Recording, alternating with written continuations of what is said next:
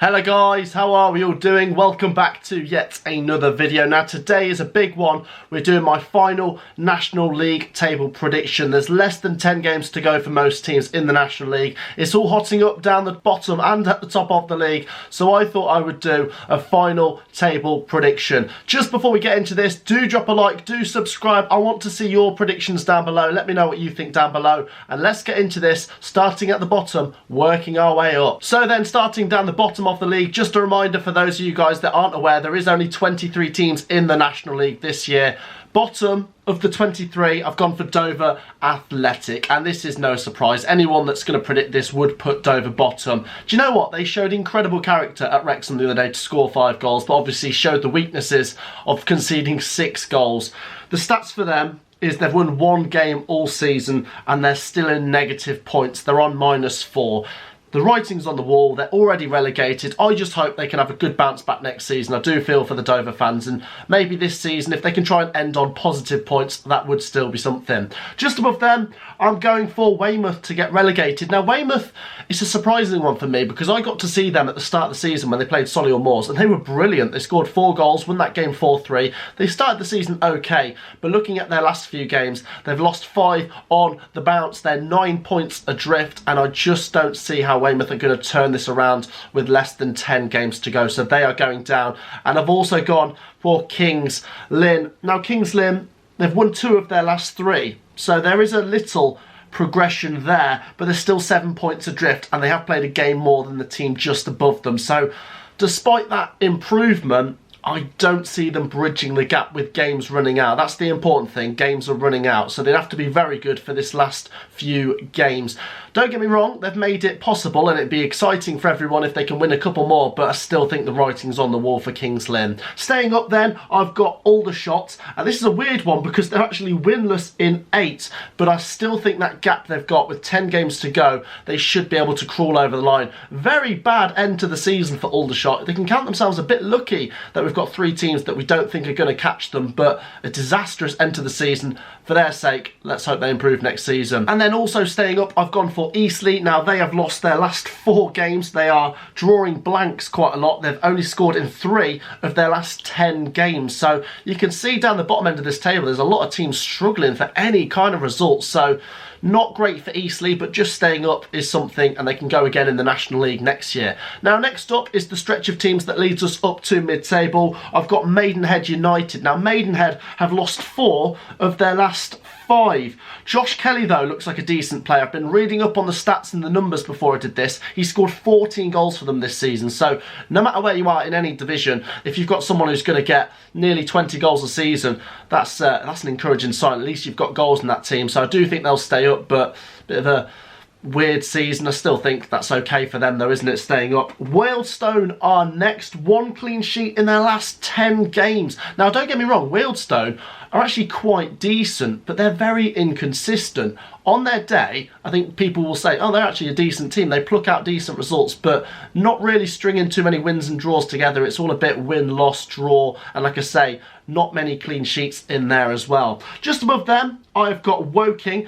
Now, they've got a tough run-in coming. They've got a couple of players that can hit the back of the net. They've got Effiong. Very encouraging for them going forwards, but still, they're in the bottom 7 or 8, but they're staying up as far as I'm concerned. They're well clear of the drop. Above them, I've gone for Altrincham, who are ending on quite a high. 5 wins in their last 7 and 5 clean sheets in their last 6, which is incredible. They're not letting in many goals. I've put Altrincham 15th, but realistically, their fans might be saying we could finish mid-table and they could climb a couple more places, but I'll leave them 15th for now. They have got some tough games still to come. Above them, I've gone for Barnet. Now, they are a mental team, honestly. This epitomises the National League. Now, they beat Dover a couple of weeks ago. I think they beat them 6-0. Okay, Dover are bottom, but in there, they've also had a 6-1 defeat to Notts County and a 5-0 defeat to Stockport. Okay, they're top teams in this division, but it does show the volatile nature of this division. Barnet are quite decent on their day. They've not long come down from the Football League, but yeah, it's not one of them seasons where they're going to be going up, is it? Just above them in mid-table, we've got Yeovil Town, who are actually quite low scorers, but they have got a really good defence at the same time. If you look at their numbers for this season, not scoring too many, not conceding too many, so maybe not the most interesting and fascinating team to watch, but a solid team nonetheless. And like I say, mid-table for Yeovil, it's okay, but like I say, I remember them playing in the Football League not that long ago. They did pay tribute to their captain Lee Collins at the weekend, and they did win that game, so great respect there. And it would be really nice if they could finish in the top half at the end of the season. In my top half, I have gone for Southend United. Now, it's a really tricky one. I've really struggled through the season putting my finger on Southend United. They're a decent team. They've got some decent players. They've fallen quite drastically over the last couple of years considering the size of club they are. And to finish mid-table, I'm trying to work out if that's a positive or a negative. It would be nice to see Southend bounce back to the Football League, but they didn't get off to a great start. There's been a few bad results in there. There's been some decent results as well. I've really struggled to put my finger on them. I did think I backed them to be near the playoffs at the start of the season. Maybe they could be a team for next year. Just above them, I have gone for Bromley. Now, Bromley are falling away at the worst time possible. This is where you really want to get a good run together. And they are winless in 7, and they've only scored 5 goals in their last 7 as well. So you can see the problem there.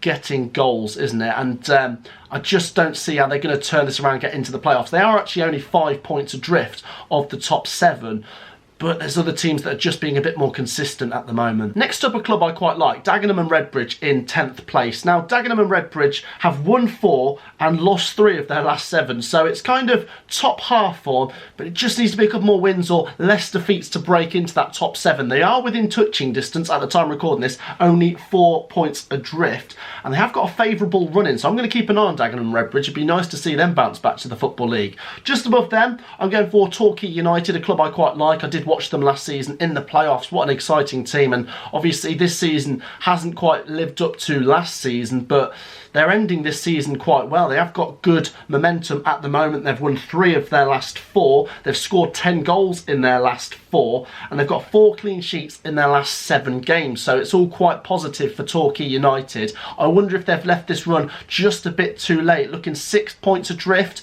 9 games to go.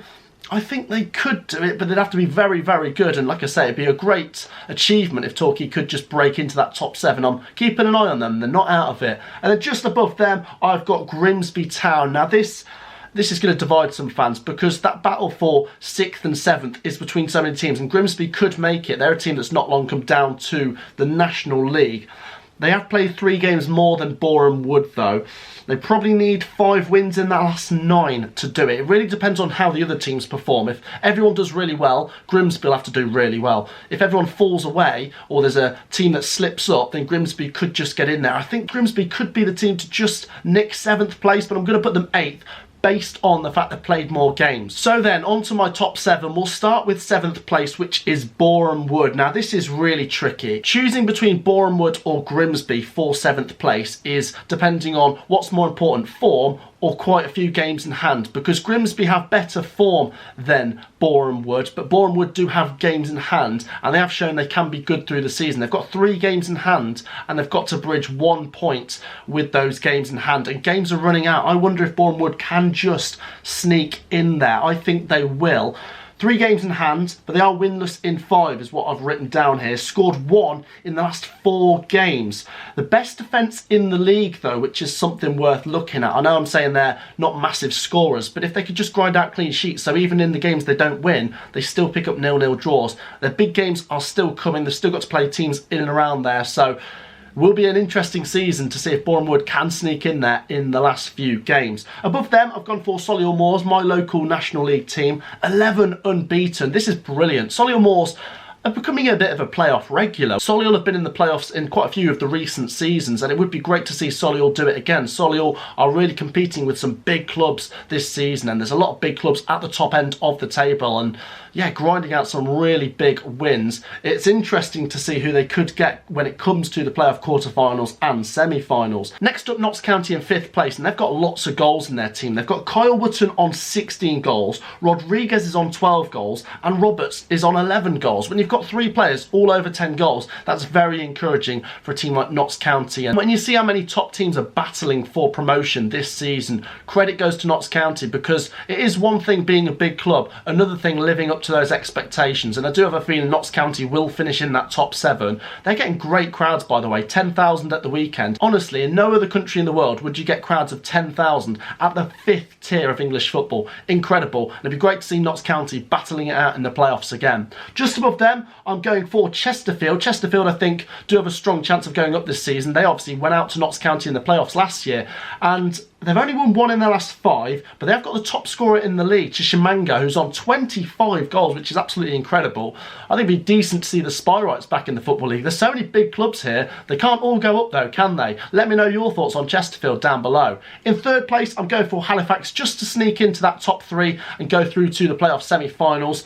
2 games in hand on Chesterfield is why I'm just backing them. Sometimes games in hand are a banana skin. It's a tricky one to predict. You're not always going to win games in hand, but they've got the 2nd best defence in the league, so I do trust Halifax to get over the line, and even if they don't finish in the top 3, I think they'll finish in the top 7 regardless. And yeah, really encouraging season when you think they're battling with some other big clubs in this division. Wrexham in 2nd place, only lost twice in 2022, which is incredible. They've scored 9 goals in their last 2 games, including that 6-5 win against Dover. Mullin obviously on 17 goals, and Wrexham are so close. Is this the best opportunity they're going to get? I don't know. I think even if Wrexham weren't to go up, which I think they must be the favourites for the playoffs as things stand, I would think Wrexham will be strong again next year, because they've got the new owners, they're bringing in more quality each year, and I think it's a matter of time before Wrexham break that duck and are no longer the longest National League serving team. They've been in there, I think, for well, nearly 15 years, which is absolutely mental. So Wrexham, big club, big potential. I don't know if they'll catch Stockport. They're in very good form, but if Stockport don't drop points, it'll be very tricky for Wrexham to catch them. I do have them 2nd and probably the favourites for the playoffs, but I don't think they'll catch Stockport, who I've gone for to win the league. 8 straight wins, which in any league is incredible. They've opened up a big gap now, haven't they? And they've got some real quality there. The top scorers in the league, they've got the best goal difference in the league. They've got Paddy Madden, who is just brilliant, honestly. I remember some of his playing days in the Football League. He's on 18 goals, which is incredible. And yeah, just when you get that kind of gap, and when you're winning games like they are, 8 in a row, it's the sign of a title winning team. So Stockport are going to win the league for me. So then guys, that wraps up today's video. It is chaos in the National League once again. I love this league though, honestly, and the amount of quality teams in it this season. They can't all get promoted though, so let me know your thoughts down in the comments. Do make sure to drop a like, do subscribe to the channel. It is completely free to hit that red button and the thumbs up button, and I'll see you in the next video. Peace out.